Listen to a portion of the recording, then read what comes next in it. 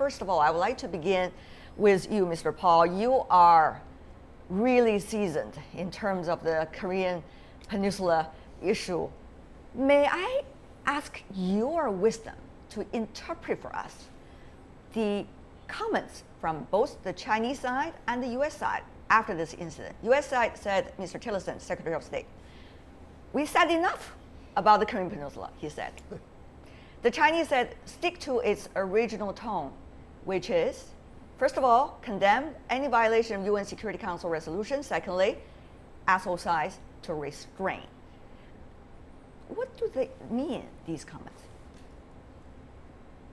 Well, I think on the American side, Mr. Tillerson's published comment is causing a lot of people in Washington to scratch their heads and wonder what he really meant by it. My interpretation, and believe me, the rest of the world as well.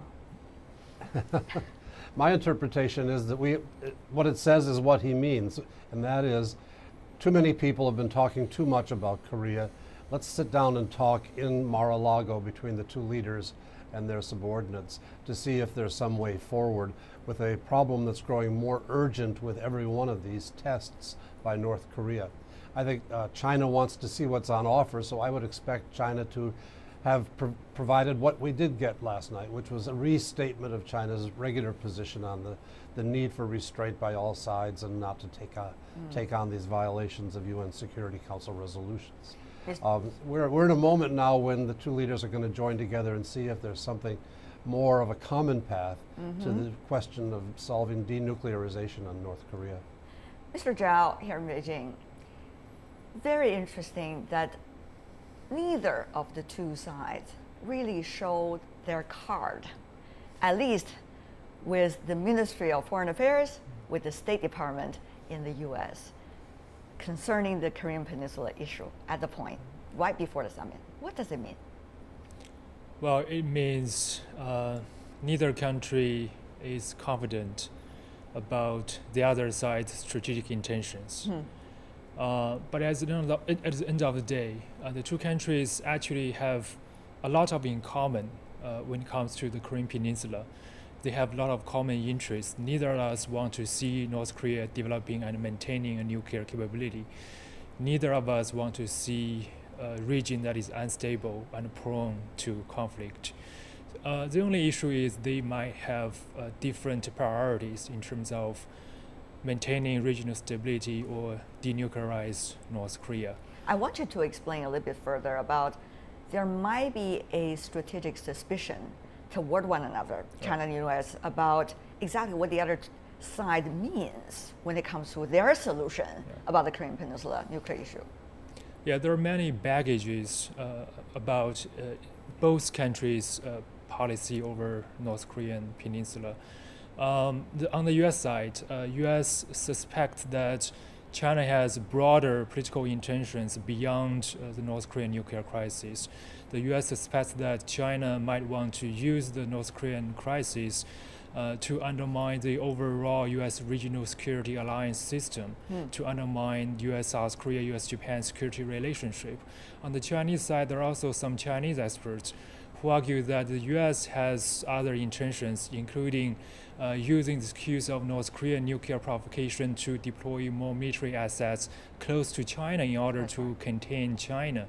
So there are a lot of misunderstandings about each other's strategic intentions. Therefore, different ways of thinking about the other side. And Mr. Paal, that is not rare in Washington. I know, particularly now, very divided in terms of what to do. Yeah, I think we've got divisions at several dimensions. One is the division within the White House between the robust, true believers who came in with Trump on the campaign plane and the people who've been brought in to try to staff out the administration who are maybe from the more moderate side of the spectrum. Then you've got divisions over what really needs to be done about North Korea. People like myself would argue that only the two leaders, Xi and Trump, can sit down and reassure each other while at the same time expressing their bottom lines about what's necessary to be achieved on the Korean Peninsula. The U.S. would very much like to see reunification of the peninsula and reunification under the government in Seoul.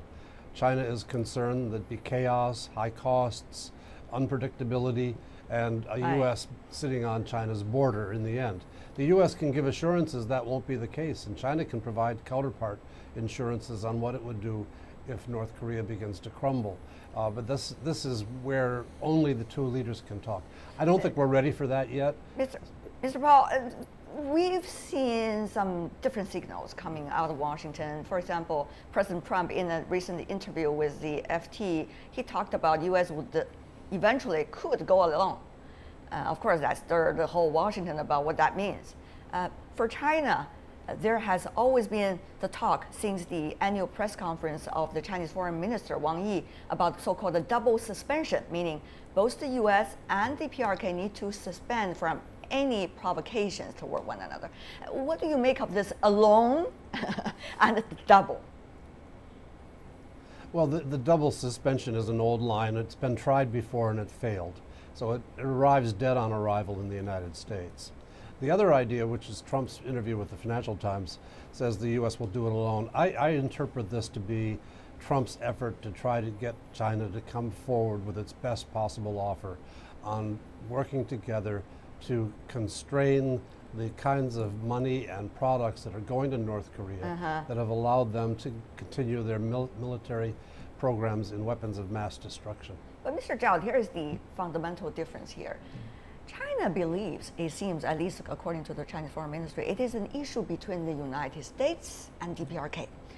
And it seems U.S. is trying to portray it as something that can be resolved between the DPRK and China.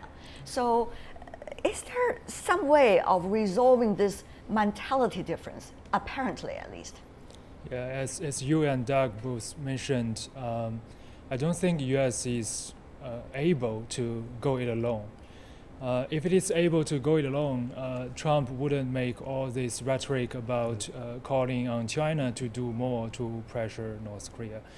And for U.S. to go it alone, it means primarily a military option against North Korea, which has been taught a lot by senior American officials recently. I think, as Doug just mentioned, those rhetorics primarily aimed at making China feeling really nervous about the region breaking out, a regional conflict breaking out, because China really values regional stability. So that's a call for China to put more pressure on North Korea. But at the end of the day, there is a limit to which China can do to further impose more economic sanctions on North Korea before introducing too much instability into the North Korean regime. I see. That could lead to regional conflict that serves no one's interest. So China can't really help by imposing much more economic pressure on North Korea. If a two-person discussion is not exciting enough, we have already another person joining us right now in Medford, Massachusetts. We have Sung-Yoon Lee, who is a professor of Korean studies at Fletcher School at Tufts University. Welcome, Professor Lee, for joining us despite of the very heavy traffic in your city. Let me ask you, President Trump earlier in his interview with the FT talk about this so-called go it alone. But some in Washington suggest it is unswerving unpredictability that is likely to hurt the United States eventually. What do you think? Well, as I've mentioned on this program before, ambiguity conveyed through Twitter or email between lovers usually ends up very badly. However, strategic ambiguity by the US president, no one really knows what it means. That might give the US some advantage for now, but then again, there's also the possibility even Mr. President, the US president may not be fully in tune with what he writes on his Twitter. Now, I think the Chinese visiting delegation is on its toes. It's a little nervous because of President Trump's unpredictability. At the same time, this is a getting to know first face-to-face meeting. The atmospherics are important, yes, but only insofar as in the short term. We remember that in 2013, President Xi, soon after coming into power, met with President Obama in Sunnylands, and the atmospherics were very good, but that did not lead to resolution on all the key issues of bilateral interest between China and the United States. So I don't see any disaster. I don't see any frowning or angry statements from either side in the upcoming summit meeting. But we still have long ways to go before there's any resolution on key points on North Korea or trade. Interesting, Professor Lee seemed to mention about what this might mean for the bilateral meeting. Mr. Zhao, from your perspective, atmospheric vis-a-vis content, both of them are important, or one is much more important than the other? How much can be achieved during one meeting and the very first meeting? Given all the unpredictability of Mr. Trump, and given all the previous drama when Mr. Trump met with other world leaders, we can only hope that if there is no drama, if there is no incident, that could be called as a victory for both countries. If we can have good photo with the two leaders smiling into the camera and shaking hands, that would be good. That would lay a good foundation for a stable bilateral relationship going forward. But I also think there are substantive issues that two leaders can discuss. On the DPRK issue, for example. Right. The U.S., after the North Korean policy review conducted by the Trump administration, they appear to incline imposing more pressure on China to press North Korea. Particularly, they have proposed that China further restrain Chinese companies and banks from doing business with North Korea. I think it's time for China to explain its positions to the U.S. side. The Chinese business with North Korea do not necessarily violate existing UN resolutions. Right. And China might be able to help more, but there is a limit on its impact on North Korea's nuclear policy. And in return, I think China also wants to see the U.S. being more flexible on the deployment of missile defense system in South Korea. So there is room for substantive discussion, I think. There is room. Is the bar posed by Mr. Zhao too high or too low, Mr. Paal? Well, I think he's heading it about right. I would phrase it differently, however. Right now, we're in the annual tit-for-tat tension period. We do exercises, North Korea demonstrates its capabilities, and tensions rise. And this will come to an end at the end of April, early May, and it'll be time for regrouping. We usually see efforts at diplomatic contacts in the aftermath of the exercise period prior to the next exercise period. Moreover, in South Korea, we have an election underway with very turbulent politics and an unclear outcome. And so our main partner in dealing with North Korea is not really ready to play.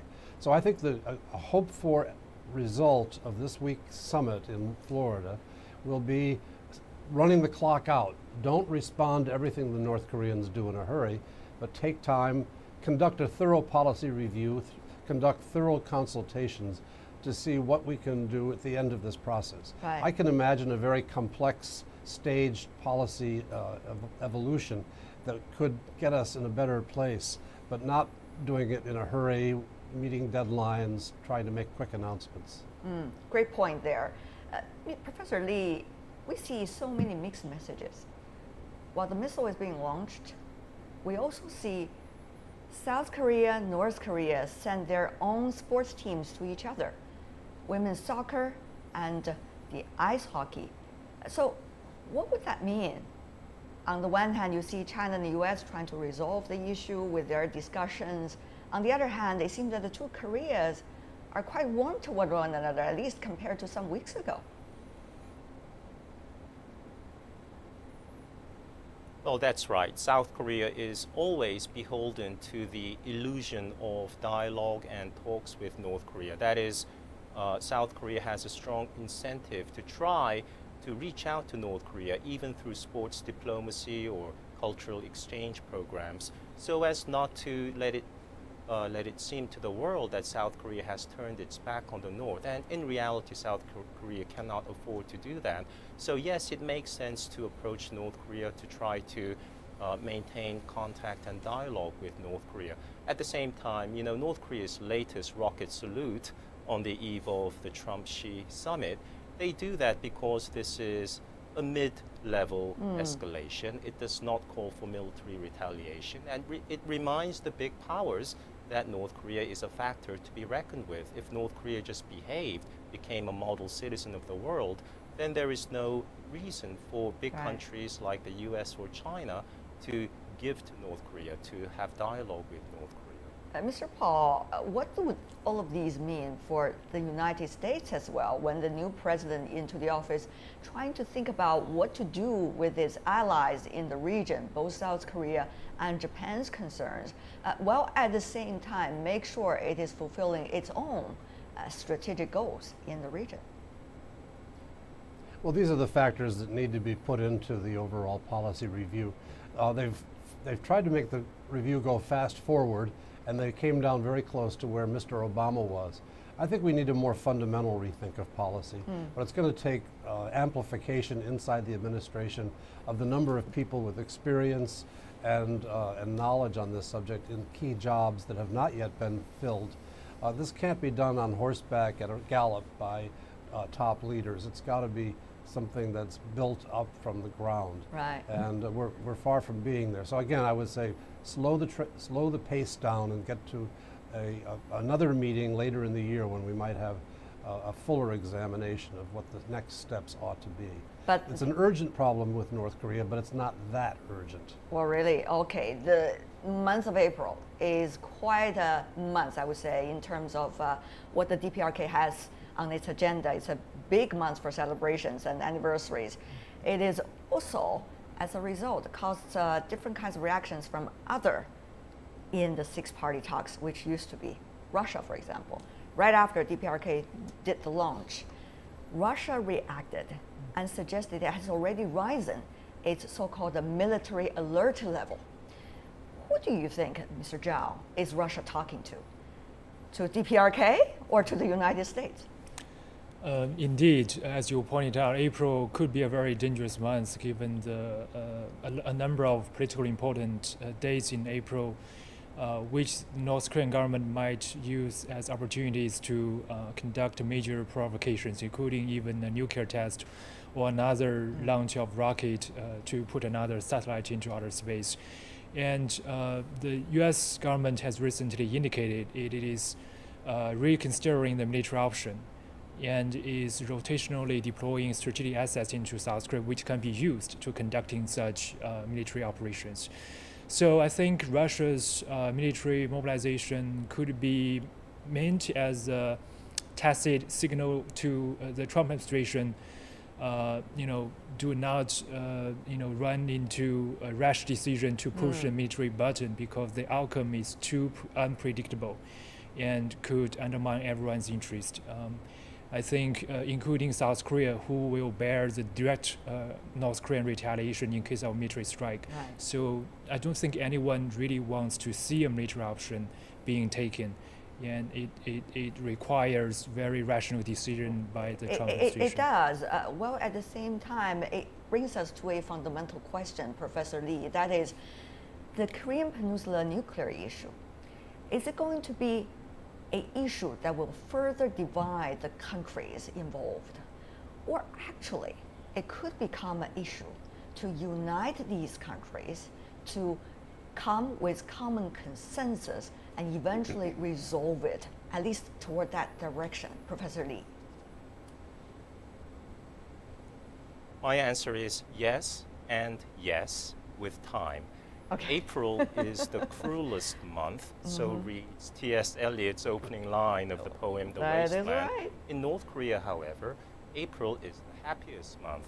It's the happiest month because April 15th is the birthday of the founder and grandfather of the current leader, Kim Il-sung. It is simply the most important national holiday. And this year marks the 105th anniversary of the birth of Kim Il-sung, the 75th anniversary of the birth of Kim Jong Un, the father of the current leader. So I think we can expect a massive celebration in the form of a missile test, a major long-range missile test, or even a nuclear test sometime in April. I think China and the United States will be on the same page only as the North Korean nuclear threat grows. That is, to use a cliche, you need a common enemy. Right now, North Korea is not perceived by China as a direct threat to Chinese interests. All right. Increasingly, the US sees North Korea as just that. So with time, as the problem grows and we come to a new crisis situation, maybe then will the two big countries be on the same page. Professor Lee has his own perspective. We have only 5 seconds for each of you left together. Mr. Paal, your final words about this, leading up to the bilateral summit. Well, I think we often forget that we have to bring a coalition together. As in the first Gulf War, you have better successes when you have the maximum international coalition. Right. Trying to persuade Russia, South Korea, and the others to get involved is important. Okay. Mr. Zhao. As we have discussed, there is indeed strategic mistrust between US and China over each other's intentions over the Korean Peninsula. It is high time for the two leaders to have substantive discussions to clarify each other's intentions and to reduce misunderstanding. That will lay the way forward for real cooperation.